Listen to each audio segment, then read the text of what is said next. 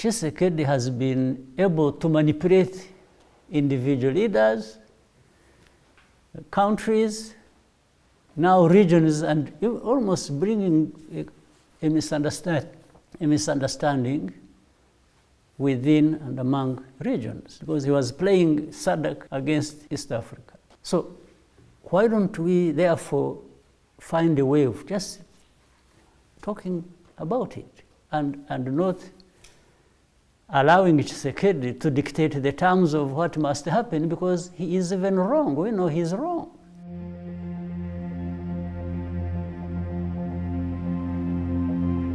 President Tshisekedi said he was ready to meet you on two conditions: withdrawal of Rwandese troops from DRC, he said, and the pre-cantonment of the M23. Are you willing to accept those conditions? You start by giving conditions. It's the wrong way to go about it. But I think sometimes people are playing to the gallery. They're posturing in the media, and if you talk about the preconditions, that would suggest that maybe we come up with conditions as well. I won't meet President Tshisekedi until he reverses his statements about attacking Rwanda and carrying out regime change in Rwanda, as he has publicly talked about. I would also say, well, unless FDLR is removed from Congo, I'm not going to talk to President Tshisekedi, and so on and on and on and on. So this does not serve the purpose of bringing about peace. Do you recognize the presence of Rwandan troops in Eastern Congo? Why, in any case, would Rwanda be involved if it were? Meaning, I'm asking, those who are accusing Rwanda of being involved in DRC, or the forces of Rwanda being involved in DRC, I'm asking the same people, why do you think Rwanda would be involved in DRC? Would it be for fun? Is there fun that would put our forces on the ground in any situation, this time in Eastern DRC? So, and I'm saying this so that they don't escape the responsibility they have for why Rwandan forces would be in DRC if the forces were there. You see what I mean? I don't want them to achieve isolating or disaggregating the problem and simply sticking to the one of the forces of Rwanda, possibly in DRC, because that's what they would want to achieve. One part is internal, the other part is from outside. The internal one being the M23. These Congolese, by the way, sometimes people talk about M23 as these fighters, whatever name you call them, whatever you do against them. They have 100,000 people here as refugees in Rwanda.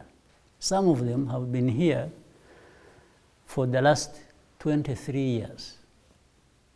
Others less, but including the 15,000 or so who have come recently, have been crossing the border almost on a daily basis. We have hundreds of families or dozens of families crossing every day, being targeted and uprooted from Eastern DRC. 15,000 have happened in this fighting. Refugees come in here. Now, if you may call M23 terrorists or this, or you want to sanction them, or are you sanctioning 100,000 people that are here as refugees? That means you are not addressing the problem at all. No, the M23 is on the gates of Goma.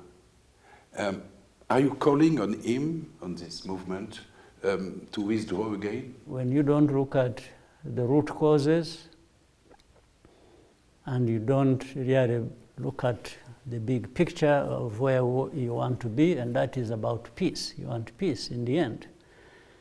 How can you have peace by just addressing one element of hundreds of things that need to be considered? There are regional efforts. There's the Luanda process, there's the Nairobi process, and fairly so, they are doing a good job. But I would have wished that one, maybe we bring closer these processes instead of running them separately or sometimes in different directions. Tshisekedi has been able to manipulate individual leaders, countries, now regions, and almost bringing a misunderstanding within and among regions, because he was playing SADC against East Africa. So why don't we therefore find a way of just talking about it and not allowing Tshisekedi to dictate the terms of what must happen, because he is even wrong. We know he's wrong. But Mr. President, are you really taking seriously the threats Mr. Tshisekedi made during his election campaign against Rwanda, threats to strike Kigali and so on? Are you afraid of his drones and his Sukhoi? Why wouldn't I take it seriously? I think he even has the incapacity to understand the implications of what he's saying as the leader of the country. So for me, that in itself is a problem. It's a very serious problem I need to prepare for and take care of.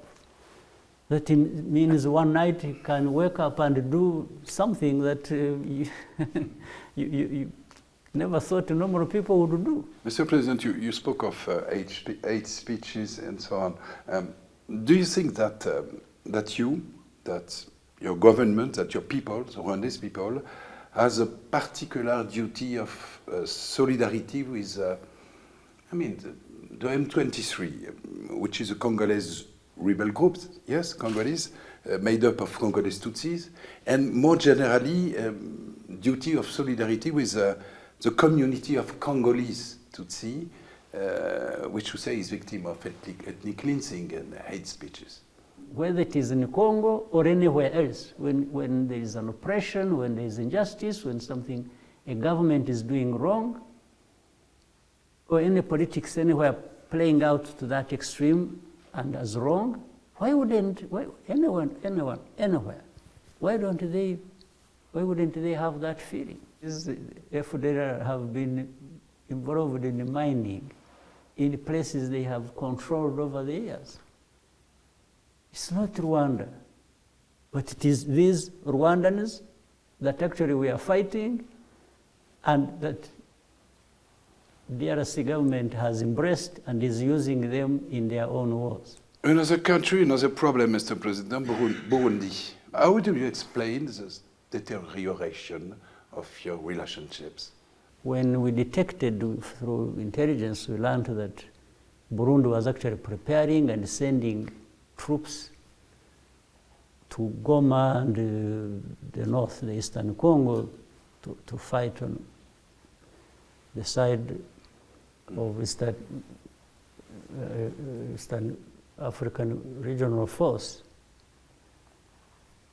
I called by phone. I asked to talk to President Ndayishimiye, and I did.